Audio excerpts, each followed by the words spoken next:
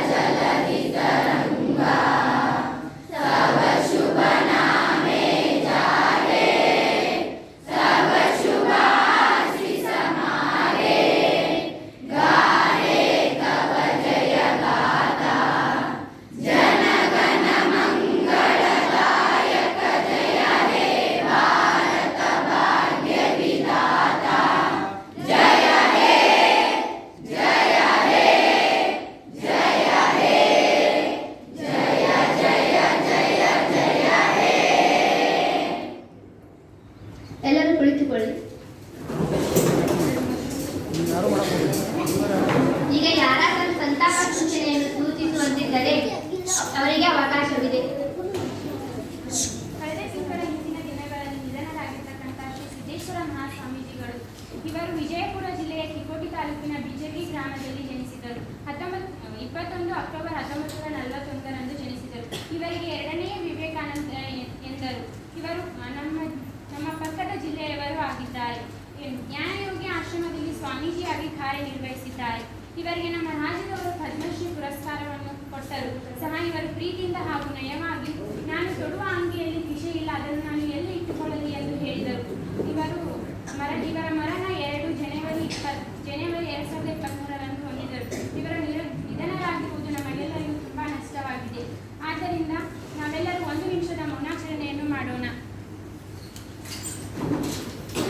ಮೌನಾಚರಣೆ ಪ್ರಾರಂಭ.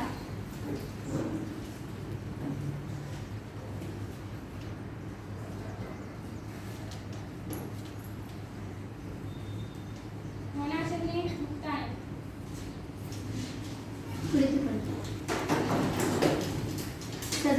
ಸಭೆಯನ್ನು ಪ್ರಾರಂಭ ಮಾಡುವ ಮೊದಲು ಕೆಲವೊಂದು ಸೂಚನೆಗಳನ್ನು ಹೇಳುತ್ತೇನೆ, ಎಲ್ಲರೂ ಗಮನಿಸಿ. ವಿರೋಧ ಪಕ್ಷದವರು ಪ್ರಶ್ನೆ ಕೇಳುವಾಗ ಸ್ಪಷ್ಟವಾಗಿ ಮತ್ತು ನೇರವಾಗಿ ಹಾಗೂ ಚುಟುಕಾಗಿ ಕೇಳಬೇಕು. ಹಾಗೆಯೇ ಆಡಳಿತ ಪಕ್ಷದವರು ಉತ್ತರವನ್ನು ಹೇಳುವಾಗ ನೇರವಾಗಿ ಮತ್ತು ಸ್ಪಷ್ಟವಾಗಿ ಹೇಳಬೇಕು. ಈ ನಿಯಮಗಳನ್ನು ಯಾರಾದರೂ ಉಲ್ಲಂಘಿಸಿದರೆ ಅವರನ್ನು ಈ ಸದನದಿಂದ ಹೊರಗೆ ಹಾಕಲಾಗುತ್ತದೆ. ಈಗ ಚುಕ್ಕೆ ಗುರುತಿನ ಪ್ರಶ್ನೆಗಳು. ಚುಕ್ಕೆ ಗುರುತಿನ ಪ್ರಶ್ನೆ 10, ಕೊಠಡಿಗಳ ದುರಸ್ತಿ. ಮಾನ್ಯ ಸಭಾಪತಿಗಳೇ, 2023-24ನೇ ಸಾಲಿನ ಮಳೆಗಾಲದ ಅಧಿವೇಶನವನ್ನು ಪ್ರಾರಂಭ ಮಾಡಿದ್ದೀರಿ. ಇದಕ್ಕೆ ನಾನು ಸ್ವಾಗತವನ್ನು ಕೋರುತ್ತಿದ್ದೇನೆ. ಶಿಕ್ಷಣ ಎಂಬುದು ಎಲ್ಲರ ಹಕ್ಕು ಮತ್ತು ಆದ್ಯ ಕರ್ತವ್ಯವಾಗಿದೆ. ಉತ್ತಮ ಗುಣಮಟ್ಟದ ಶಿಕ್ಷಣ ದೊರೆಯಬೇಕಾದರೆ ಮೂಲ ಸೌಕರ್ಯಗಳು ಅಷ್ಟೇ ಮುಖ್ಯ. ಕೆಲವೊಂದು ಶಾಲೆಗಳಲ್ಲಿ ಕೊಠಡಿಗಳ ಸಮಸ್ಯೆ ಕಾಣ್ತಾ ಇದೆ. ಹಿಂದೆ ಇದ್ದ ಸರ್ಕಾರಗಳು ಎಷ್ಟೊಂದು ಖರ್ಚು ಮಾಡಿವೆ.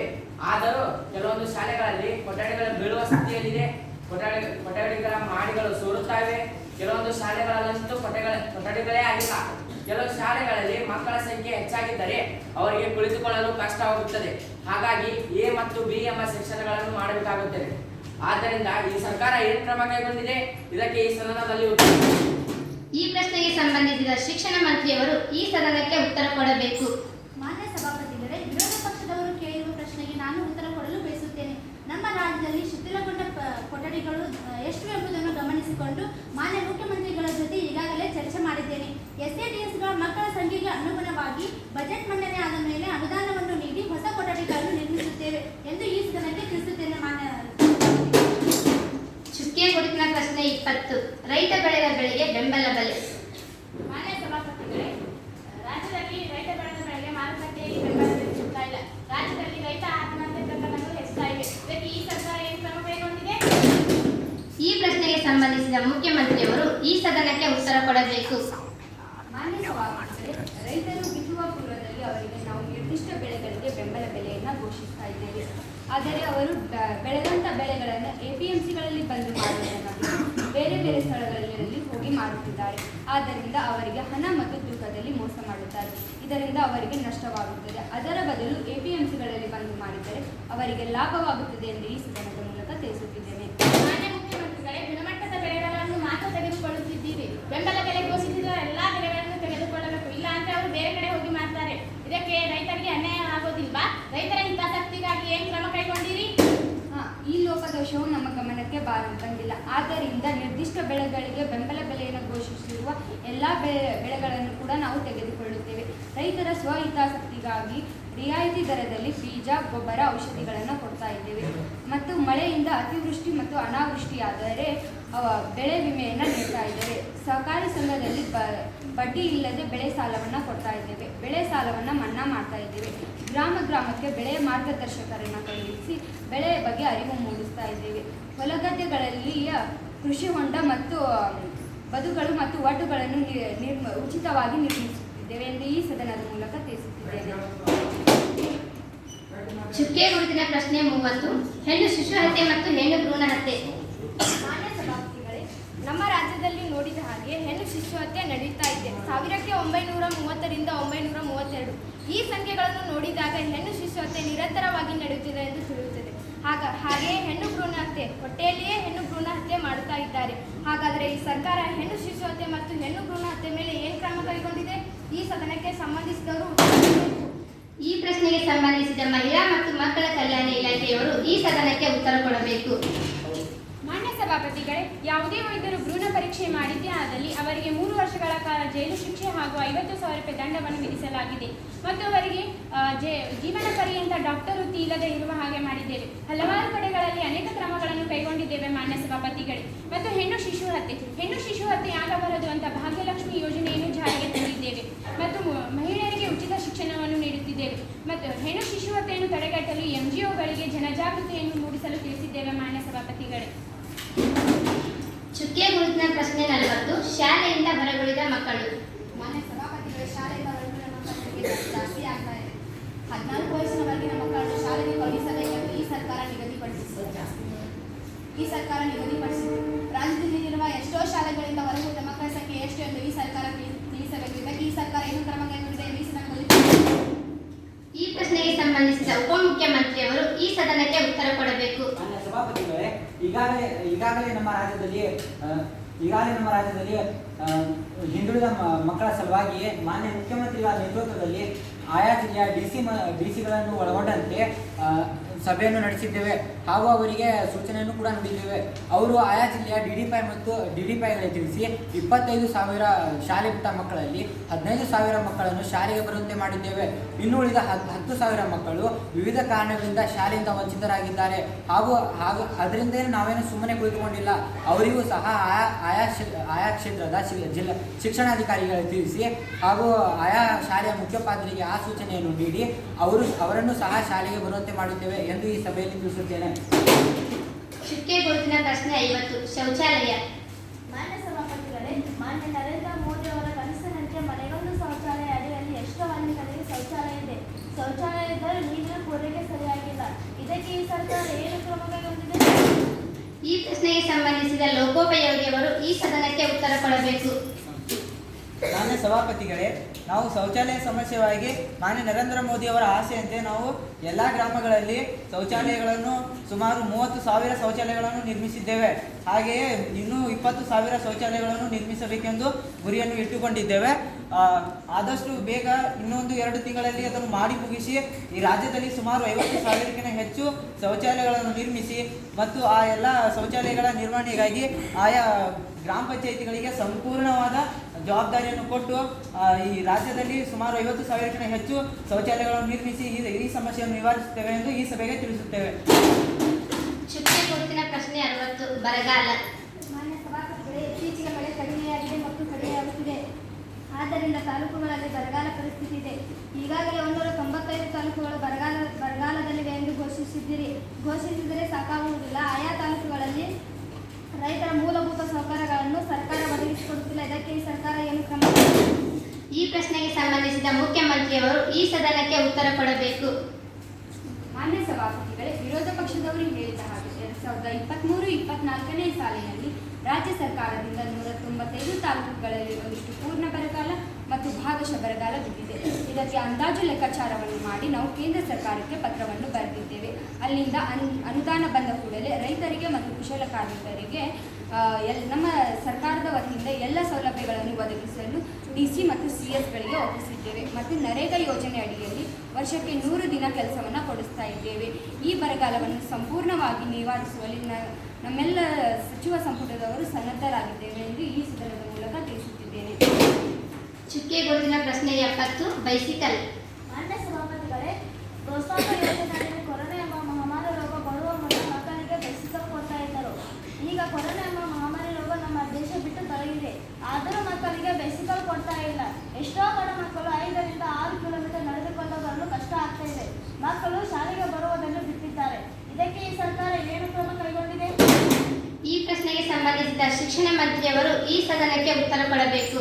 ಮಾನ್ಯ ಸಭಾಪತಿಗಳೇ, ವಿರೋಧ ಪಕ್ಷದವರು ಕೇಳಿರುವ ಪ್ರಶ್ನೆಗೆ ನಾನು ಉತ್ತರ ಕೊಡಲು ಬಯಸುತ್ತೇನೆ. ಹಿಂದಿನ ಸರ್ಕಾರ ಕೊರೋನಾದ ಸಮಯದಲ್ಲಿ ಆರ್ಥಿಕ ಬಿಕ್ಕಟ್ಟನ್ನು ಎದುರಿಸುತ್ತಿತ್ತು. ಆದರೆ ಈಗ ಸರ್ಕಾರ ಆರ್ಥಿಕ ಸ್ಥಿರತೆಯನ್ನು ಪಡೆದುಕೊಂಡಿದೆ. ಮಾನ್ಯ ಮುಖ್ಯಮಂತ್ರಿಗಳ ಜೊತೆ ಈಗಾಗಲೇ ಚರ್ಚಿಸಿದ್ದೇವೆ. ಮುಂದಿನ ದಿನಗಳಲ್ಲಿ ಬೈಸಿಕಲ್ ಕೊಡುವಂತ ವ್ಯವಸ್ಥೆಯನ್ನು ಮಾಡುತ್ತೇವೆ. ಮಾನ್ಯ ಸಭಾಪತಿಗಳೇ, ಈ ವರ್ಷ ಬೈಸಿಕಲ್ ಕೊಡ್ತಾ ಇಲ್ಲ. ಸರ್ಕಾರ ಚಿಂತನೆಯ ಹಂತದಲ್ಲಿದೆ. ಚುಕ್ಕೆ ಗುರುತಿನ ಪ್ರಶ್ನೆ 80 ಸ್ಕಾಲರ್ಶಿಪ್. ಮಾನ್ಯ ಸಭಾಪತಿಗಳೇ, ಮಕ್ಕಳಿಗೆ ಸ್ಕಾಲರ್ಶಿಪ್ ಯೋಜನೆಯಲ್ಲಿ ಎಷ್ಟೋ ಬಡ ಮಕ್ಕಳು ಸ್ಕಾಲರ್ಶಿಪ್ ಧನದಲ್ಲಿ ಇದ್ದಾರೆ.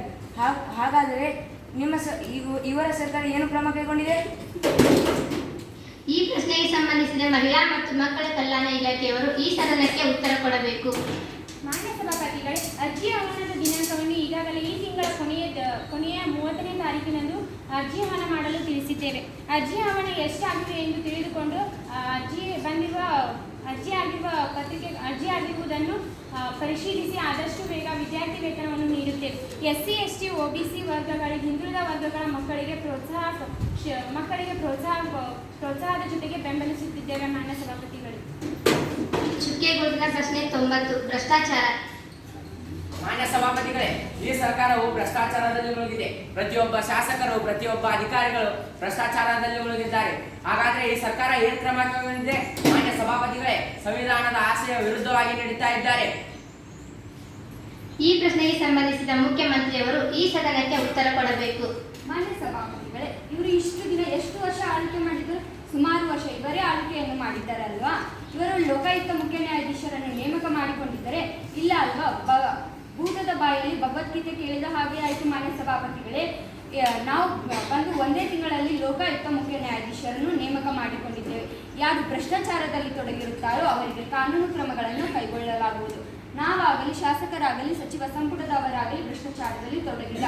ಒಂದು ವೇಳೆ ಭ್ರಷ್ಟಾಚಾರದಲ್ಲಿ ತೊಡಗಿದ್ದರೆ ಈ ಸದನ ಮುಗಿದ ತಕ್ಷಣ ಸಾಕ್ಷಿ ಆಧಾರಗಳನ್ನು ತಂದು ತೋರಿಸಿ, ಆಗ ಮಾತ್ರ ನಾವು ಅವರ ಮೇಲೆ ಕಾನೂನು ಕ್ರಮಗಳನ್ನು ಕೈಗೊಳ್ಳುತ್ತೇವೆ. ಮಾನ್ಯ ಸಭಾಪತಿಗಳೇ, ಮಾನ್ಯ ಮುಖ್ಯಮಂತ್ರಿಗಳೇ, ನಿಮ್ಮ ಸಚಿವರು ಮತ್ತು ಅಧಿಕಾರಿಗಳು ವರ್ಗಾವಣೆ ದಂಧೆಯಲ್ಲಿ ಕೋಟಿ ರೊಕ್ಕವನ್ನು ದೋಚಿದ್ದಾರೆ. ಅದರೊಳಗೆ ಮುಖ್ಯಮಂತ್ರಿಗಳ ಕೈವಾಡ ಇದೆ ಎಂದು ನಮಗೆ ತಿಳಿದಿದೆ. ಮಾನ್ಯ ಸಭಾಪತಿಗಳೇ, ಮಾನ್ಯ ವಿರೋಧ ಪಕ್ಷದವರೇ, ಇಲ್ಲಿ ಆರೋಪವನ್ನು ಮಾಡಬೇಡಿ. ಇಲ್ಲಿ ಯಾರೂ ಆರೋಪಿಗಳಿಲ್ಲ.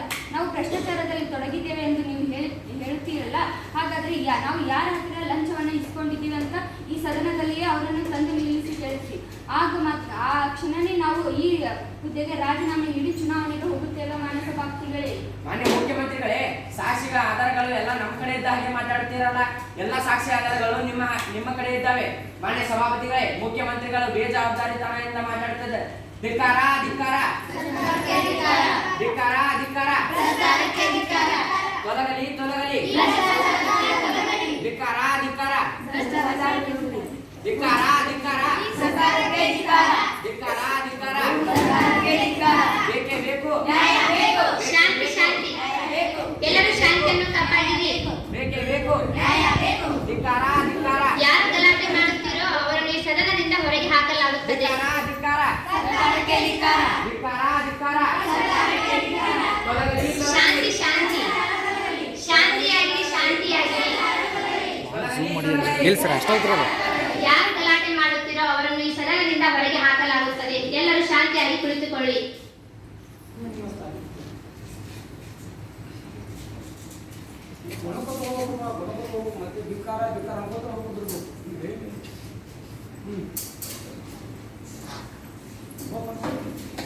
ಪ್ರಶ್ನೆ 140 ಹೆಣ್ಣು ಮಕ್ಕಳ ಮೇಲೆ ದೌರ್ಜನ್ಯ.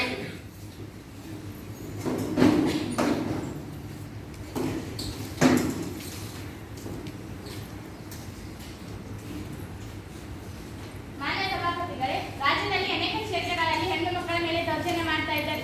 ಪುರುಷರು ಕಚೇರಿಯಲ್ಲಿ ಹೆಣ್ಣು ಮಕ್ಕಳ ಮೇಲೆ ದೌರ್ಜನ್ಯ ಮಾಡ್ತಾ ಇದ್ದಾರೆ. ಮೊನ್ನೆ ನಾನು ಸಮೂಹ ಮಾಧ್ಯಮದಲ್ಲಿ ನೋಡಿದ ಹಾಗೆ ಉತ್ತರ ಪ್ರದೇಶ ಮತ್ತು ಮಣಿಪುರದಲ್ಲಿ ನಡೆಯಿತು. ಹಾಗೆ ಪಕ್ಕದ ಜಿಲ್ಲೆಯಲ್ಲಿ ಮಂಗಳೂರು ಮತ್ತು ಬೆಳಗಾವಿಯಲ್ಲಿ ಒಂದು ಹೆಣ್ಣು ಮಗಳನ್ನು ರಸ್ತೆಯಲ್ಲಿ ಹೋಗುವಾಗ ಅಡ್ಡ ಹಾಕಿ ಅವಳ ಮೇಲೆ ಅತ್ಯಾಚಾರ ನಡೆಸಿದ್ದಾರೆ. ಹೀಗಾದರೆ ಹೆಣ್ಣು ಮಕ್ಕಳ ಅಮೂಲ್ಯವಾದ ಭವಿಷ್ಯ ಹಾಳಾಗ್ತಾ ಇದೆ. ಇದಕ್ಕೆ ಈ ಸರ್ಕಾರ ಏನು ಕ್ರಮ ಕೈಗೊಂಡಿದೆ? ಈ ಪ್ರಶ್ನೆಗೆ ಸಂಬಂಧಿಸಿದ ಗೃಹ ಮಂತ್ರಿಯವರು ಈ ಸದನಕ್ಕೆ ಉತ್ತರ ಕೊಡಬೇಕು. ಮಾನ್ಯ ಸಭಾಪತಿಗಳೇ, ನಾವು ಪ್ರತಿಯೊಂದು ಶಾಲಾ ಕಾಲೇಜಿನಲ್ಲಿ ಮಹಿಳಾ ಸುರಕ್ಷತಾ ಸಮಿತಿಯನ್ನು ರಚನೆ ಮಾಡಿದ್ದೇವೆ. ಅದರ ಸಂಪೂರ್ಣ ಜವಾಬ್ದಾರಿಯನ್ನು ಆಯಾ ಶಾಲೆಯ ಮುಖ್ಯೋಪಾಧ್ಯಾಯರಿಗೆ ವಹಿಸಿದ್ದೇವೆ. ಸಾರ್ವಜನಿಕ ಸ್ಥಳಗಳಲ್ಲಿ ಎಲ್ಲಿ ಹೆಚ್ಚು ಮಹಿಳೆಯರ ಮೇಲೆ ಶೋಷಣೆ ನಡೆಯುತ್ತಿದೆಯೋ ಅಲ್ಲಿ ಹೆಚ್ಚು ಪೊಲೀಸರನ್ನು ನಿಯೋಜಿಸಿದ್ದೇವೆ. ಮತ್ತು ಸಾರ್ವಜನಿಕ ಕಚೇರಿಗಳಲ್ಲಿ ಹೆಣ್ಣು ಮಕ್ಕಳ ವಿಶೇಷ ಕೊಠಡಿಗಳನ್ನು ಕೊಟ್ಟಿದ್ದೇವೆ. ಅವರಿಗೆ ಯಾರಾದರೂ ಶೋಷಣೆ ನೀಡುತ್ತಿದ್ದರೆ ಅವರು ದೂರು ನೀಡುವುದರ ಮೂಲಕ ಬಗೆಹರಿಸಿಕೊಳ್ಳಬಹುದು. ಮತ್ತು ಮುಂದೆ ಶೋಷಣೆ ಆಗದಂತೆ ಹೆಣ್ಣು ಮಕ್ಕಳಿಗೆ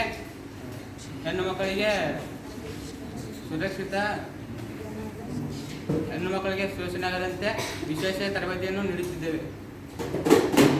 ಚುಕ್ಕೆ ಗುರುತಿನ ಪ್ರಶ್ನೆ 120 ಮೈದಾನ.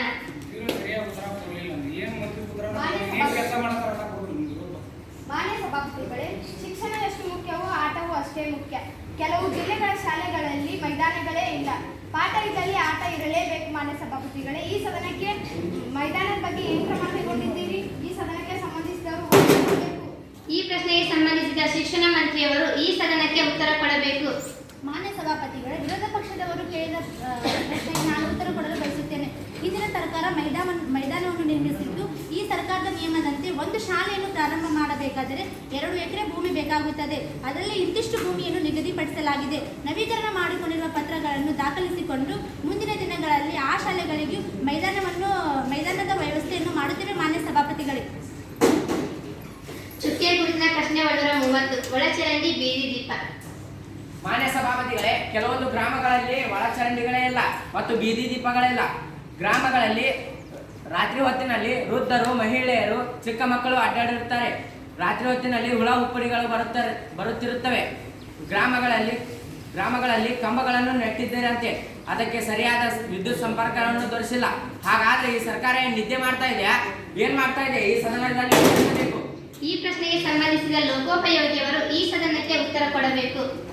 ಮಾನ್ಯ ಸಭಾಪತಿಗಳೇ, ನಾವು ಒಳಚರಂಡಿಯ ಸಮಸ್ಯೆಗಾಗಿ ನಾವು ಸರಿಯಾದ ಕ್ರಮಗಳನ್ನು ಕೈಗೊಂಡಿದ್ದೇವೆ. ಹೇಗೆಂದರೆ ನಾವು ನಗರಗಳಲ್ಲಿ ನಗರಸಭೆ ಮತ್ತು ಗ್ರಾಮೀಣ ಪ್ರದೇಶಗಳಲ್ಲಿ ಗ್ರಾಮ ಪಂಚಾಯಿತಿಗಳಿಗೆ ನಾವು ಸಂಪೂರ್ಣವಾದ ಜವಾಬ್ದಾರಿಯನ್ನು ಕೊಟ್ಟಿದ್ದೇವೆ. ಅದಕ್ಕೆ ಬೇಕಾದ ಸಂಪೂರ್ಣವಾದ ನಾವು ಅನುದಾನವನ್ನು ಬಿಡುಗಡೆ ಮಾಡಿ ರಾಜ್ಯದಲ್ಲಿ ಒಳಚರಂಡಿ ಒಡೆದು ಹೋಗಿರೋದನ್ನು ದುರಸ್ತಿ ಮಾಡಿ ಹೊಸ ಚರಂಡಿಗಳನ್ನು ಮಾಡಬೇಕಾದನ್ನು ಮಾಡಿದ್ದೇವೆ. ಹೀಗೆ ನಾವು ರಾಜ್ಯದಲ್ಲಿ ನಗರಗಳಲ್ಲಿ ಮಾನ್ಯ ಪ್ರಧಾನಮಂತ್ರಿಯವರ ಆಸೆಯಂತೆ ಸ್ವಚ್ಛ ಭಾರತ್ ಮಿಷನ್ ಅನ್ನು ಸರಿಯಾಗಿ ನಾವು ರಾಜ್ಯದಲ್ಲಿ ಮಾಡಿದ್ದೇವೆ ಎಂದು ಈ ಸದನಕ್ಕೆ ತಿಳಿಸುತ್ತೇವೆ. ಚುಕ್ಕೆ ಗುರುತಿನ ಪ್ರಶ್ನೆ 140 ಬಾಲ ಕಾರ್ಮಿಕ ಪದ್ಧತಿ. ಮಾನ್ಯ ಸಭಾಪತಿಗಳೇ, ರಾಜ್ಯದಲ್ಲಿ ಈಗ ಬಾಲ ಕಾರ್ಮಿಕ ಪದ್ಧತಿ ನಿಷೇಧ ಮಾಡಿದೆ. ಆದರೂ ನನ್ನ ಕ್ಷೇತ್ರದಲ್ಲಿ ಅನೇಕ ಮಕ್ಕಳು ದುಡಿತಾ ಇರೋದನ್ನು ನಾನು ನೋಡಿದ್ದೇನೆ. ನಾನು ಬಾಗಲಕೋಟೆಯ ಶಾಸಕಿ. ಮೊನ್ನೆ ಮುಗಳಾಳಿಯಲ್ಲಿ ಒಂದು ಕಾರ್ಯಕ್ರಮಕ್ಕೆ ಹೋದಾಗ ಅನೇಕ ಅಂಗಡಿ ಮತ್ತು ಕಾರ್ಖಾನೆಗಳಲ್ಲಿ ಚಿಕ್ಕ ಮಕ್ಕಳು ದುಡ್ತಾ ಇರೋದನ್ನು ನಾನು ನೋಡುತ್ತೇನೆ. ಆದರೂ ಈ ಸರ್ಕಾರ ಬಾಲ್ಯ ವಿವಾಹ ನಿಷೇಧದ ಬಗ್ಗೆ ಏನು ಕ್ರಮ ಕೈಗೊಂಡಿದೆ? ಈ ಪ್ರಶ್ನೆಗೆ ಸಂಬಂಧಿಸಿದ ಕಾನೂನು ಮಂತ್ರಿಯವರು ಈ ಸದನಕ್ಕೆ ಉತ್ತರ ಕೊಡಬೇಕು. ಮಾನ್ಯ ಸಭಾಪತಿಗಳೇ, ನಾವು ಬಾಳ ಕಾರ್ಮಿಕ ಪದ್ಧತಿಯನ್ನು ನಿಷೇಧ ಮಾಡುತ್ತಿದ್ದೇವೆ. ಇದನ್ನು ನಿಷೇಧ ಮಾಡಲು ನಾವು ಕಟ್ಟುನಿಟ್ಟಾದ ಕಾಯ್ದೆಯನ್ನು ಜಾರಿಗೆ ತಂದಿದ್ದೇವೆ. ಆ ಕಾಯ್ದೆ ಏನಪ್ಪಾ ಅಂತಂದ್ರೆ 3 ವರ್ಷ ಜೈಲ ಮತ್ತು 5 ಲಕ್ಷ ರೂಪಾಯಿ ದಂಡವನ್ನು ವಿಧಿಸಲಾಗಿದೆ. ಮಾನ್ಯ ಸಭಾಪತಿಗಳೇ, ಯಾವ 14 ವರ್ಷದ ಮಕ್ಕಳನ್ನು ಒಳಗೆ ಕೆಲಸಕ್ಕೆ ಇಟ್ಟುಕೊಳ್ಳುತ್ತಾರೋ ಅವರಿಗೆ ನಾವು ಕಟ್ಟುನಿಟ್ಟಾದ ಶಿಕ್ಷೆಯನ್ನು ವಿಧಿಸಿದ್ದೇವೆ ಮತ್ತು ಆ ಅಂಗಡಿಯನ್ನು ಸೀಸ್ ಮಾಡಲಾಗುತ್ತದೆ. ಮಾನ್ಯ ಸಭಾಪತಿಗಳೇ, ಈ ಸದನದಲ್ಲಿ ನಾನು ಹೇಳಲು ಇಷ್ಟಪಡುತ್ತೇನೆ. ತಂದು ಕೊಡುತ್ತೇವೆ. ಮಾನ್ಯ ಬಾಗಲಕೋಟೆ ಜಿಲ್ಲಾ ನವನಗರದಲ್ಲಿ ಒಬ್ಬ ವ್ಯಕ್ತಿಯು 14 ವರ್ಷದ ಒಳಗಿನ ಮಕ್ಕಳನ್ನು ಕೆಲಸಕ್ಕೆ ಇಟ್ಟುಕೊಂಡಿದ್ದ. ಅಲ್ಲಿ ಉಪಸಂಹಾರವನ್ನು ಸೇವನೆ ಮಾಡುತ್ತಿದ್ದ ಒಬ್ಬ ವ್ಯಕ್ತಿಯು ಅಲ್ಲಿ ಪೊಲೀಸರಿಗೆ ದೂರವಾಣಿ ಮಾಡಿದ್ದರು. ತಕ್ಷಣ ಪೊಲೀಸರು ಆ ಅಂಗಡಿಗೆ ಹೋಗಿ ಆ ಅಂಗಡಿಯನ್ನು ಸೀಸ್ ಮಾಡಿ ಆ ಮಾಲೀಕನನ್ನು ಜೈಲಿಗೆ ಹಾಕಿದ್ದಾರೆ. ಈ ಸದನದಲ್ಲಿ ಹೇಳುತ್ತೇನೆ. ಮಾನ್ಯ ಸಭಾಪತಿಗಳೇ, ಚುಕ್ಕೆ ಕುರಿತ ಪ್ರಶ್ನೆ 150 ವಿದ್ಯುತ್ ಸಂಪರ್ಕ. ಮಾನ್ಯ ಸಭಾಪತಿಗಳೇ, ಕೆಲವು ಶಾಲೆಗಳಲ್ಲಿ ವಿದ್ಯುತ್ ಸಂಪರ್ಕ ಇಲ್ಲ, ಇದ್ದರೂ ಕೂಡ ಸಮರ್ಪಕವಾಗಿ ಕಾರ್ಯನಿರ್ವಹಿಸುತ್ತಿಲ್ಲ. ಡಿಜಿಟಲೀಕರಣ ಅಡಿಯಲ್ಲಿ ಕಂಪ್ಯೂಟರ್, ಲ್ಯಾಪ್ಟಾಪ್, ಟ್ಯಾಬ್ ಇವುಗಳನ್ನು ಕೊಡ್ತಾ ಇದ್ದಾರೆ. ವಿದ್ಯುತ್ ಸಂಪರ್ಕನೇ ಇಲ್ಲದಿದ್ದರೆ ಇವುಗಳನ್ನು ಬಳಸುವುದು ಹೇಗೆ? ಈ ಸರ್ಕಾರ ಇದರ ಬಗ್ಗೆ ಹೇಗೆ ಕ್ರಮ ಕೈಗೊಂಡಿದೆ? ಈ ಸದನಕ್ಕೆ ಈ ಪ್ರಶ್ನೆಗೆ ಸಂಬಂಧಿಸಿದ ಶಿಕ್ಷಣ ಮಂತ್ರಿಯವರು ಈ ಸದನಕ್ಕೆ ಉತ್ತರ ಕೊಡಬೇಕು. ಮಾನ್ಯ ಸಭಾಪತಿಗಳು, ವಿರೋಧ ಪಕ್ಷದವರು ಕೇಳುವ ಪ್ರಶ್ನೆಗೆ ಉತ್ತರ ಕೊಡುತ್ತೇನೆ. ಈಗಾಗಲೇ ಕೆಲವೊಂದು ಶಾಲೆಗಳಿಗೆ ವಿದ್ಯುತ್ ಸಂಪರ್ಕವನ್ನು ಅಳವಡಿಸಿದ್ದೇವೆ. ಆದರೂ ಕೆಲವು ಶಾಲೆಗಳು ಉಳಿದಿರಬಹುದು. ಆ ಉಳಿದಿರುವ ಶಾಲೆಗಳು ಯಾವುವೆಂದು ಗಮನಿಸಿಕೊಂಡು ಮಾನ್ಯ ಉಪನಿರ್ದೇಶಕರಿಗೆ ಮತ್ತು ಬಿಒ ಅವರಿಗೆ ಸೂಚಿಸಲಾಗಿದೆ. ಶೀಘ್ರದಲ್ಲಿಯೇ ವಿದ್ಯುತ್ ಸಂಪರ್ಕದ ವ್ಯವಸ್ಥೆಯನ್ನು ಮಾಡುತ್ತೇವೆ ಎಂದು ಈ ಸದನಕ್ಕೆ ತಿಳಿಸುತ್ತೇನೆ. ಚುಕ್ಕೆ ಕುರಿತ ಪ್ರಶ್ನೆ 160 ಸೈಬರ್ ಕ್ರೈಮ್. ಮಾನ್ಯ ಸಭಾಪತಿಗಳೇ, ರಾಜ್ಯದಲ್ಲಿ ಸೈಬರ್ ಕ್ರೈಮ್ಗಳು ದಿನೇ ಹೆಚ್ಚುತ್ತಿವೆ. ಧರ್ಮ ನಡುವೆ, ಜಾತಿ ನಡುವೆ, ಇನ್ನಿತರ ವಾಟ್ಸಪ್ ಆಗಿರ್ಬೋದು, ಫೇಸ್ಬುಕ್ ಆಗಿರ್ಬೋದು, ಇನ್ಸ್ಟಾಗ್ರಾಮ್ ಆಗಿರ್ಬೋದು, ಸೈಬರ್ ಕ್ರೈಮ್ಗಳು ನಡೀತಾ ಇವೆ. ಅನ್ನೋ ನಂಬರ್ಗೆ ಕಾಲ್ ಮಾಡಿ OTP ನಂಬರನ್ನು ಕೇಳಿ ಬೇರೆಯವರ ಅಕೌಂಟಿಂದ ಹಣವನ್ನು ತೆಗೆದುಕೊಳ್ತಾ ಇದ್ದಾರೆ. ಹಾಗಾದರೆ ಈ ಸರ್ಕಾರ ಸೈಬರ್ ಕ್ರೈಮ್ ಬಗ್ಗೆ ಹೇಗೆ ಕ್ರಮ ಕೈಗೊಂಡಿದೆ? ಈ ಸದನದಲ್ಲಿ ಉತ್ತರ. ಈ ಪ್ರಶ್ನೆಗೆ ಸಂಬಂಧಿಸಿದ ಕಾನೂನು ಮಂತ್ರಿಯವರು ಈ ಸದನಕ್ಕೆ ಉತ್ತರ ಕೊಡಬೇಕು. ಮಾನ್ಯ ಸಭಾಪತಿಗಳೇ, ನಾವು ಸೈಬರ್ ಕ್ರೈಮ್ ಅನ್ನು ತಡೆಗಟ್ಟುತ್ತಿದ್ದೇವೆ. ಇದು 2000 IT ಆಕ್ಟ್ ಪ್ರಕಾರ ಮಾಹಿತಿ ತಂತ್ರಜ್ಞಾನ ಕಾಯ್ದೆ ಜಾರಿಯಾಗಿದೆ. ಇನ್ನೂ ವಿರೋಧ ಪಕ್ಷದವರಿಗೆ ಗೊತ್ತಿಲ್ಲ ಅನಿಸುತ್ತೆ. ಮಾನ್ಯ ಸಭಾಪತಿಗಳೇ, ಯಾರಾದರೂ ಅನ್ನೋನ್ ನಂಬರಿಂದ ಕಾಲ್ ಮಾಡಿ OTP ವಂಚನೆ ಮಾಡುತ್ತಾರೋ ಮತ್ತು ಅನ್ನೋನ್ ನಂಬರಿಂದ ಆನ್ಲೈನ್ ದಬ್ಬಾಳಿಕೆ ಹಾಕುತ್ತಾರೋ ಅವರಿಗೆ ನಾವು ಕಟ್ಟುನಿಟ್ಟಾದ ಶಿಕ್ಷೆಯನ್ನು ವಿಧಿಸಲಾಗುತ್ತೆ. ಆ ಶಿಕ್ಷೆ ಏನಪ್ಪಾ ಅಂತಂದ್ರೆ 2 ಲಕ್ಷ ರೂಪಾಯಿ ದಂಡ ಮತ್ತು 3 ವರ್ಷ ಜೈಲು. ಇದನ್ನು ತಡೆಗಟ್ಟಲು ನಾವು ರಸ್ತೆಯಲ್ಲಿ ಮತ್ತು ನಗರದಲ್ಲಿ ಮತ್ತು ಹಳ್ಳಿಗಳಲ್ಲಿ ಪೋಸ್ಟರ್ಗಳನ್ನು ಹಚ್ಚಿದ್ದೇವೆ ಮತ್ತು ಪತ್ರಿಕೆಯಲ್ಲಿ ಪ್ರಕಟಣೆ ಮಾಡಿದ್ದೇವೆ. ಇಷ್ಟೇ ಅಲ್ಲ, ಮತ್ತು ಜನಜಾಗೃತಿ ಕಾರ್ಯಕ್ರಮವನ್ನು ಸಹ ಹಮ್ಮಿಕೊಂಡಿದ್ದೇವೆ. ಮಾನ್ಯ ಸಭಾಪತಿಗಳೇ, ಇದನ್ನು ಮಾನ್ಯ ಸಭಾಪತಿ, ಇನ್ನು ರಾಜ್ಯದ ಜನತೆ ಈ ಮೂಲಕ ತಿಳಿಸುವುದೇನೆಂದರೆ, ಯಾರಾದರೂ ನಿಮಗೆ ಅನ್ನೋನ್ ನಂಬರಿಂದ ಕಾಲ್ ಮಾಡಿ OTP ವಂಚನೆ ಮಾಡುತ್ತಾರೋ ಅವರಿಗೆ ನೀವು ತಕ್ಷಣ ಪೊಲೀಸರಿಗೆ ದೂರವಾಣಿ ಮಾಡಿ. ಮತ್ತು ಇನ್ನೊಂದು ಹೇಳಬೇಕಂತಂದ್ರೆ, ನೀವು ಯಾರಾದರೂ ಕಂಪ್ಯೂಟರ್ ಸೆಂಟರ್ಗೆ ಹೋದಾಗ ಇಮೇಲ್ ID, ಜಿಮೇಲ್ ID ಮತ್ತು ಇನ್ಸ್ಟಾ ID ಯಾವ ಇತ್ಯಾದಿ ಐಡಿಗಳನ್ನು ಹಾಕುತ್ತೀರೋ ಹೊರಗೆ ಬರುವ ತಕ್ಷಣ ಲಾಗೌಟ್ ಮಾಡಿ. ಇಲ್ಲದಿದ್ದರೆ OTP ಸೈಬರ್ ಕ್ರೈಮ್ ಅಪರಾಧ ಆಗುತ್ತದೆ. ಅಷ್ಟೇ ಅಲ್ಲ, ನೀವು ಬ್ಯಾಂಕಿಗೆ ಹೋಗಿರ್ತೀರಲ್ಲ, ಬ್ಯಾಂಕ್ನವರು ಹೇಳಿಬಿಟ್ಟಿರ್ತಾರೆ ನಿಮಗೆ, ನಾವು ಯಾವುದೇ ರೀತಿ OTP ಅನ್ನು ಕೇಳುವುದಿಲ್ಲ, ನಾವು ಯಾವುದೇ ರೀತಿ ಕರೆಯನ್ನು ಮಾಡುವುದಿಲ್ಲ. ನೀವು ಕರೆ ಮಾಡಿದರೆ ನಿಮ್ಮ OTP ಅನ್ನು ಕೊಟ್ಟರೆ ನಿಮ್ಮ ಬ್ಯಾಂಕಿನಲ್ಲಿರುವಂಥ ಹಣವನ್ನು ದೋಚುತ್ತಾರೆ. ಇದಕ್ಕೆ ನಾವು ಸಂಬಂಧವಿಲ್ಲ ಅಂತೂ ಬ್ಯಾಂಕಿನವರು ತಕ್ಷಣ ಹೇಳಿರುತ್ತಾರೆ. ಈ ಸ್ಥಳದಲ್ಲಿ ನಾನು ತಿಳಿಸುತ್ತೇನೆ. ಚುಕ್ಕೆ ಕುರಿತ ಪ್ರಶ್ನೆ 170 ಶಿಕ್ಷಕರ ಕೊರತೆ. ಮಾನ್ಯ ಸಭಾಪತಿಗಳೇ, ಕೆಲವೊಂದು ಶಾಲೆಗಳಲ್ಲಿ ಶಿಕ್ಷಕರ ಕೊರತೆ ಕಾಣ್ತಾ ಇದೆ. ಇನ್ನು ಕೆಲವು ಶಾಲೆಗಳಲ್ಲಿ ಮಕ್ಕಳ ಸಂಖ್ಯೆ ಹೆಚ್ಚಾಗಿದ್ದು ಶಿಕ್ಷಕರ ಸಂಖ್ಯೆ ಕಡಿಮೆಯಾಗಿದೆ. ನೀವು ಹೇಳ್ತೀರಾ, ಹೈಸ್ಕೂಲ್ ಹಂತದಲ್ಲಿ ಉತ್ತಮವಾದ ಫಲಿತಾಂಶ ಬೇಕು, 100% ಫಲಿತಾಂಶ ಬೇಕಂತ. ಶಿಕ್ಷಕರೇ ಇರಲಿಲ್ಲ ಅಂದ್ರೆ ಆ ಶಾಲೆಯಲ್ಲಿ ಹೇಗೆ ಫಲಿತಾಂಶ ಆಗಲು ಸಾಧ್ಯ? ಇದಕ್ಕೆ ಸಂಬಂಧಿಸಿದವರು ಈ ತಿಳಿಸಬೇಕು. ಈ ಪ್ರಶ್ನೆಗೆ ಸಂಬಂಧಿಸಿದ ಉಪಮುಖ್ಯಮಂತ್ರಿಯವರು ಈ ಸದನಕ್ಕೆ ಉತ್ತರ ಕೊಡಬೇಕು. ಮಾನ್ಯ ಸಭಾಪತಿಗಳೇ, ಈಗಾಗಲೇ ರಾಜ್ಯದಲ್ಲಿ 70,000 ಶಿಕ್ಷಕರ ಕೊರತೆ ಇದೆ. ಇದನ್ನು ನಾವು ಒಪ್ಪಿಕೊಳ್ಳುತ್ತೇವೆ. ಆದರೂ ನಾವೇನು ಸುಮ್ಮನೆ ಕುಳಿತಿಲ್ಲ. ಅದರಲ್ಲಿ 40,000 ಶಿಕ್ಷಕರನ್ನು ನಾವು ಅತಿಥಿ ಶಿಕ್ಷಕರಾಗಿ ನೇಮಕಾತಿ ಮಾಡಿಕೊಂಡಿದ್ದೇವೆ. ಇನ್ನು 30,000 ಶಿಕ್ಷಕರ ಕೊರತೆ ಇದೆ. ಅದರಲ್ಲಿಯೂ ಸಹ ನಾವು 16,000 ಶಿಕ್ಷಕರನ್ನು ನೇಮಕಾತಿ ಮಾಡಿಕೊಂಡಿದ್ದೇವೆ. ಇನ್ನೇನು ಅವರಿಗೆ ನಾಮಪತ್ರವನ್ನು ಸಲ್ಲಿಸಿ ಶಾಲೆಗಳಿಗೆ ಕಳಿಸಬೇಕಾಗಿದೆ. ಇನ್ನುಳಿದ 14,000 ಶಿಕ್ಷಕರನ್ನು ಸಹ ಆಯಾ ಶಾಲೆಯ ಮುಖ್ಯೋಪಾಧ್ಯಾಯರಿಗೆ ತಿಳಿಸಿದ್ದೇವೆ. ಅವರನ್ನು ಸಹ ಶಾಲೆಗೆ ಬರುವಂತೆ ಮಾಡುತ್ತೇವೆ ಎಂದು ಈ ಸದನದಲ್ಲಿ ತಿಳಿಸುತ್ತೇನೆ. ಇಲ್ಲಿಗೆ ಚುಕ್ಕೆ ಕುರಿತ ಪ್ರಶ್ನೆಗಳ ಸಮಯ ಮುಗಿಯಿತು. ಈಗ ಪ್ರಶ್ನೋತ್ತರಗಳ ಸಮಯ ಆರಂಭ. ರಸ್ತೆ. ಮಾನ್ಯ ಸಭಾಪತಿಗಳು, ಸಭಾಪತಿಗಳೇ, ಕೆಲವು ಗ್ರಾಮಗಳಲ್ಲಿ ರಸ್ತೆ ಇಲ್ಲ. ರಸ್ತೆ ಇದ್ದರೂ ಕೂಡ ಹದಗೆಟ್ಟಿವೆ, ಸವಿದು ಹೋಗಿವೆ. ಹಾಗಾದರೆ ಗರ್ಭಿಣಿಯರಿಗೆ ಹಾಗೂ ವಾಹನಗಳಿಗೆ ಜನರಿಗೆ ತುಂಬಾ ಅಪಾಯವಾಗುವ ಸಾಧ್ಯತೆ ಉಂಟಾಗುತ್ತದೆ. ಹಾಗಾದರೆ ಈ ಸರ್ಕಾರ ಇದರ ಬಗ್ಗೆ ಹೇಗೆ ಕ್ರಮ ಕೈಗೊಂಡಿದೆ? ಈ ಸದನದಲ್ಲಿ ತಿಳಿಸಿ. ಈ ಪ್ರಶ್ನೆಗೆ ಸಂಬಂಧಿಸಿದ ಲೋಕೋಪಯೋಗಿಯವರು ಈ ಸದನಕ್ಕೆ ಉತ್ತರ ಕೊಡಬೇಕು. ಮಾನ್ಯ ಸಭಾಪತಿಗಳೇ, ಈ ರಸ್ತೆಯ ಸಮಸ್ಯೆಯಾಗಿ ಮಾನ್ಯ ಪ್ರಧಾನಮಂತ್ರಿಯವರ ಆಶಯದಂತೆ ಗ್ರಾಮ ಸಡಕ್ ಯೋಜನೆಯಲ್ಲಿ ನಾವು ಈಗಾಗಲೇ ಗ್ರಾಮಗಳಲ್ಲಿ ಸುಮಾರು ರಸ್ತೆಗಳನ್ನು ಹೊಸದಾಗಿ ನಿರ್ಮಿಸಿದ್ದೇವೆ ಮತ್ತು ಕೆಟ್ಟು ಹೋಗಿರುವ ರಸ್ತೆಗಳನ್ನು ಹೊಸದಾಗಿ ನಿರ್ಮಿಸಿದ್ದೇವೆ ಮತ್ತು ಸ್ವಲ್ಪ ಹಾಳಾಗಿರುವ ರಸ್ತೆಗಳನ್ನು ದುರಸ್ತಿಯನ್ನು ಮಾಡಿ ನಾವು ರಾಜ್ಯದಲ್ಲಿ ಈಗಾಗಲೇ ಈ ರಸ್ತೆಯ ಸಮಸ್ಯೆಯಾಗಿ ಕಟ್ಟುನಿಟ್ಟಿನ ಕ್ರಮಗಳನ್ನು ಕೈಗೊಂಡಿದ್ದೇವೆ. ಮುಂದಿನ ದಿನಮಾನಗಳಲ್ಲಿ ಇಂತಹ ಸಮಸ್ಯೆಗಳು ಬರದ ಹಾಗೆ ನೋಡಿಕೊಳ್ಳುತ್ತೇವೆ ಎಂದು ಈ ಸದನಕ್ಕೆ ತಿಳಿಸುತ್ತೇನೆ. ಚುಕ್ಕೆ ಗುರುತಿನ ಪ್ರಶ್ನೆ 190 ಮಾದಕ ವಸ್ತುಗಳ ಬಳಕೆ. ಮಾನ್ಯ ಸಭಾಪತಿಗಳೇ, ಇಂದಿನ ಮಕ್ಕಳೇ ನಾಳಿನ ಪ್ರಜೆಗಳು. ಶಾಲಾ ಕಾಲೇಜು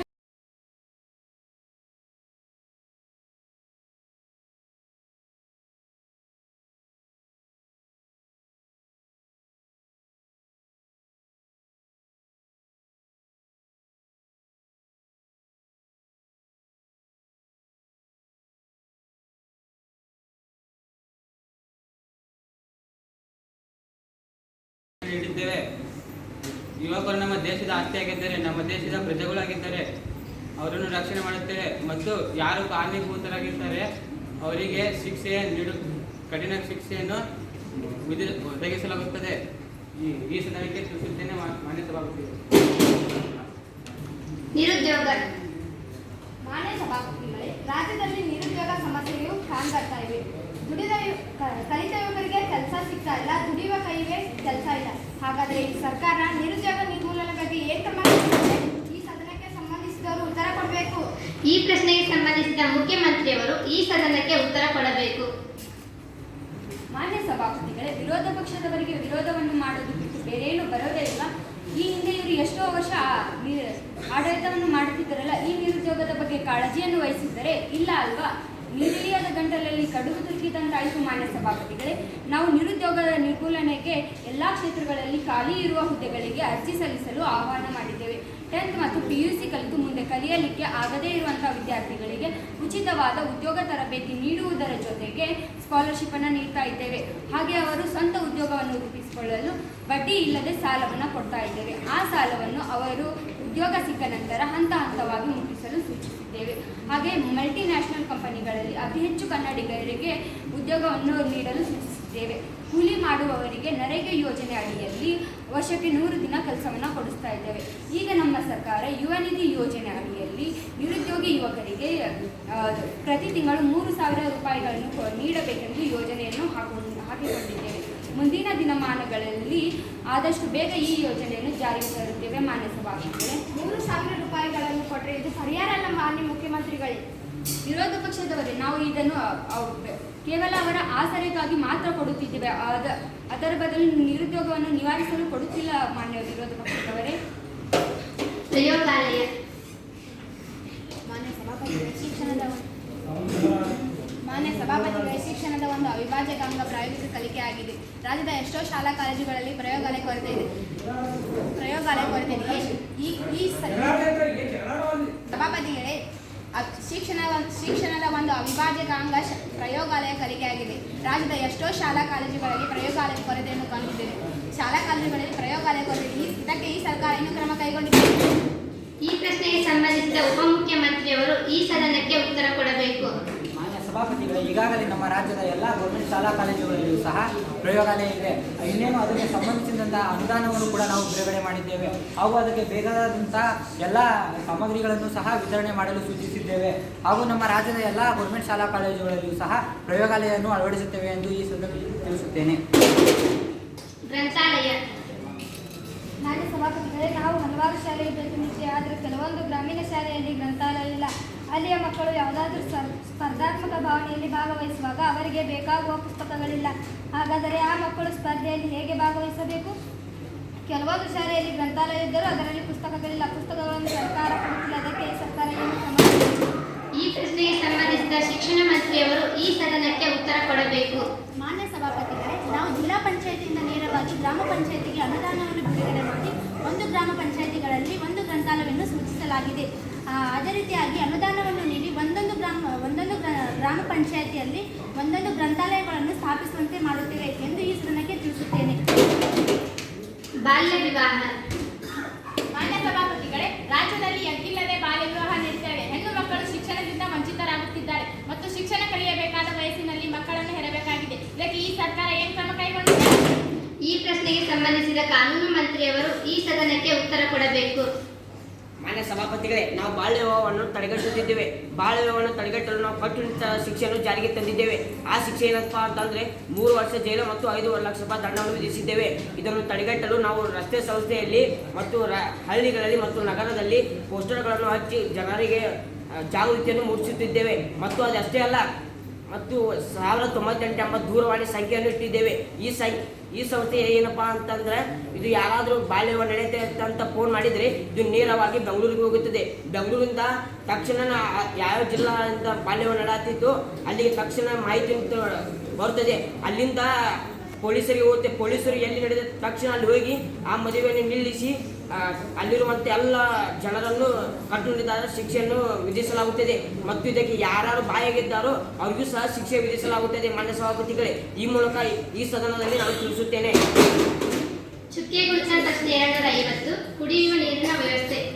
ಮಾನ್ಯ ಸಭಾಪತಿಗಳೇ, ರಾಜ್ಯದ ಕೆಲವು ಶಾಲೆಗಳಲ್ಲಿ ನೀರಿನ ವ್ಯವಸ್ಥೆ ಇದ್ದು ರಾಜ್ಯದ ಇನ್ನೂ ಕೆಲವು ಶಾಲೆಗಳಲ್ಲಿ ನೀರಿನ ವ್ಯವಸ್ಥೆ ಇಲ್ಲ. ಕುಡಿಯಲು ಮತ್ತು ಕೈತೋಟಗಳಿಗೆ ನೀರು ಅತಿ ಅವಶ್ಯಕ. ಬಿಸಿ ಊಟ ಇದೆ, ಆದರೆ ನೀರಿನ ವ್ಯವಸ್ಥೆ ವಿಫಲವಾಗಿದೆ. ಊರನ್ನು ಹಾಗೂ ಶಾಲೆಯನ್ನು ನಂದನವನವನ್ನಾಗಿ ಮಾಡಲು ನೀರಿನ ವ್ಯವಸ್ಥೆ ಇಲ್ಲ. ಇದಕ್ಕೆ ಈ ಸರ್ಕಾರ ಏನು ಕ್ರಮ ಕೈಗೊಂಡಿದೆ? ಈ ಪ್ರಶ್ನೆಗೆ ಸಂಬಂಧಿಸಿದ ಶಿಕ್ಷಣ ಮಂತ್ರಿಯವರು ಈ ಸದನಕ್ಕೆ ಉತ್ತರ ಕೊಡಬೇಕು. ಮಾನ್ಯ ಸಭಾಪತಿಗಳೇ, ಈಗಾಗಲೇ ನಾವು 4 ವಿಭಾಗದವರು ಚರ್ಚೆ ಮಾಡಿದ್ದೇವೆ. ಶಾಲೆ ಮತ್ತು ಕಾಲೇಜುಗಳಿಗೆ ಶುದ್ಧ ನೀರಿನ ಘಟಕದ ವ್ಯವಸ್ಥೆಯನ್ನು ಮಾಡುತ್ತೇವೆ. ಅದು ಅಲ್ಲದೆ ಗ್ರಾಮ ಪಂಚಾಯಿತಿಗಳಿಂದ ನಳ ನೀರಿನ ವ್ಯವಸ್ಥೆಯನ್ನು ಮಾಡುತ್ತೇವೆ ಎಂದು ಈ ಸದನಕ್ಕೆ ತಿಳಿಸುತ್ತೇನೆ. ಕೋಮುವಾದ. ಮಾನ್ಯ ಸಭಾಪತಿಗಳೇ, ರಾಜ್ಯದಲ್ಲಿ ಎಗ್ಗಿಲ್ಲದೆ ಕೋಮುವಾದ ನಡೀತಾ ಇದೆ. ಮೊನ್ನೆ ನೋಡಿದ್ರಲ್ಲ ನೀವು, ಉಡುಪಿ ಜಿಲ್ಲೆಯಲ್ಲಿ ಹಿಂದೂ ಮುಸ್ಲಿಂ ಜಗಳ. ಹೀಗೆ ಹೇಳುತ್ತಾ ಹೋದರೆ ಅನೇಕವೇ. ಇಲ್ಲಿ ಅಲ್ಪಸಂಖ್ಯಾತರಿಗೂ ರಕ್ಷಣೆ ಇಲ್ಲ, ಬಹುಸಂಖ್ಯಾತರ ರಕ್ಷಣೆ ಇಲ್ಲ. ಹಾಗಾದ್ರೆ ಈ ಸರ್ಕಾರ ಏನು ಕ್ರಮ ಕೈಗೊಂಡಿದೆ? ಈ ಸದನದಲ್ಲಿ ತಿಳಿಸಬೇಕು. ಈ ಪ್ರಶ್ನೆಗೆ ಸಂಬಂಧಿಸಿದ ಗೃಹ ಮಂತ್ರಿಯವರು ಈ ಸದನಕ್ಕೆ ಉತ್ತರ ಕೊಡಬೇಕು. ಮಾನ್ಯ ಸಭಾಪತಿಗಳೇ, ನಾವು ಕೋಮುವಾದವನ್ನು ತಡೆಗಟ್ಟಲು ನಾವು ಒಂದು ಸಮಿತಿಯನ್ನು ರಚನೆ ಮಾಡಿದ್ದೇವೆ.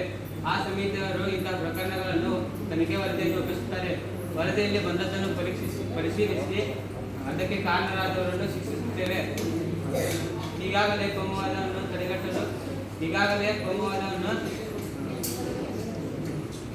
ಉಡುಪಿ ಜಿಲ್ಲೆಯ ಸಮಸ್ಯೆಯಾಗಿ ನಾವು ತನಿಖಾ ಗುಂಪನ್ನು ರಚನೆ ಮಾಡಿದ್ದೇವೆ.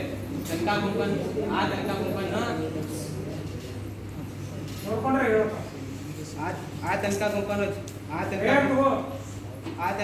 ನಮಗೆ ಯಾರು ಕಾರಣೀಭೂತರಾಗಿದ್ದಾರೆ ಅವರನ್ನು ಶಿಕ್ಷೆಯನ್ನು ನೀಡಿ ಇಡೀ ರಾಜ್ಯಕ್ಕೆ ತಿಳಿಸಿ ಮತ್ತೊಮ್ಮೆ ಇಂಥ ಸಮಸ್ಯೆ ಉಂಟಾಗಲು ಬಿಡುವುದಿಲ್ಲ.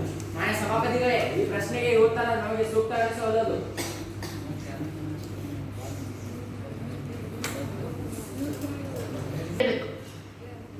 ನಾವು ಒಂದು ಸಮಿತಿಯನ್ನು ರಚನೆ ಮಾಡಿದ್ದೇವೆ. ಆ ಸಮಿತಿಯಲ್ಲಿ ಇಂಥ ಪ್ರಕರಣಗಳನ್ನು ತನಿಖೆ ವರದಿಯನ್ನು ರೂಪಿಸುತ್ತಾರೆ.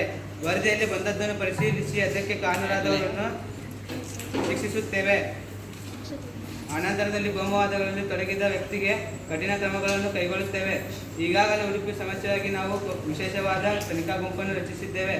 ಆ ತನಿಖಾ ಗುಂಪು ನಮಗೆ ಯಾರು ಕಾರಣೀಭೂತರಾಗಿದ್ದಾರೆ ಅವರನ್ನು ಶಿಕ್ಷೆಯನ್ನು ನೀಡಿ ಇಡೀ ರಾಜ್ಯಕ್ಕೆ ತಿಳಿಸಿ ಮತ್ತೊಮ್ಮೆ ಇಂತಹ ಸಮಸ್ಯೆ ಉಂಟಾಗದಂತೆ ನೋಡಿಕೊಳ್ಳುತ್ತೇವೆ.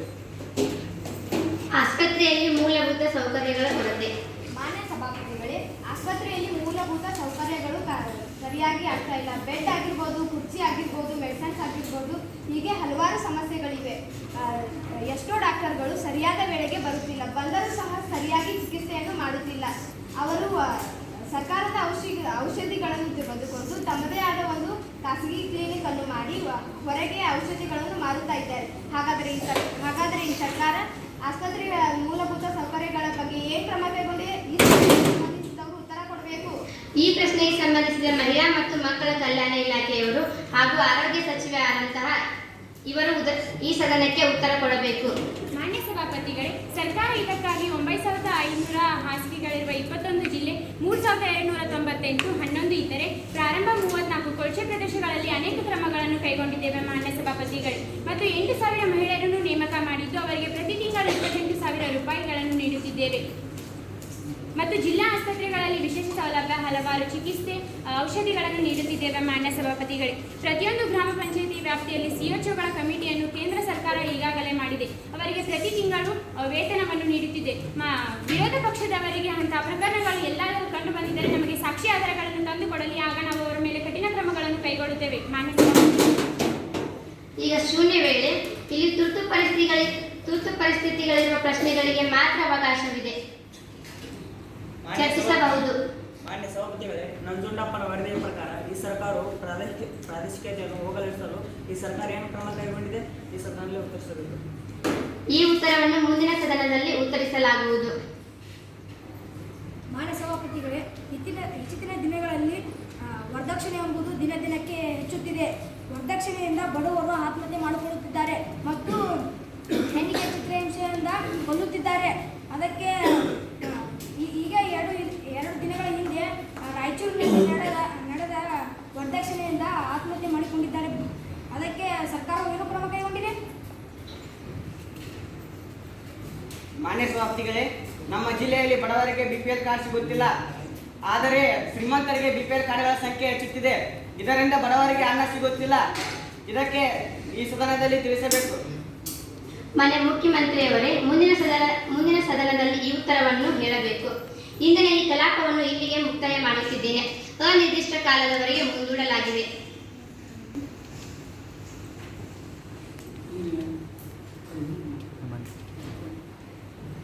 ಈಗ ಅವರು ಸಭಾಪತಿಗಳು ಎದ್ದು ಹೋಗ್ತಾರೆ.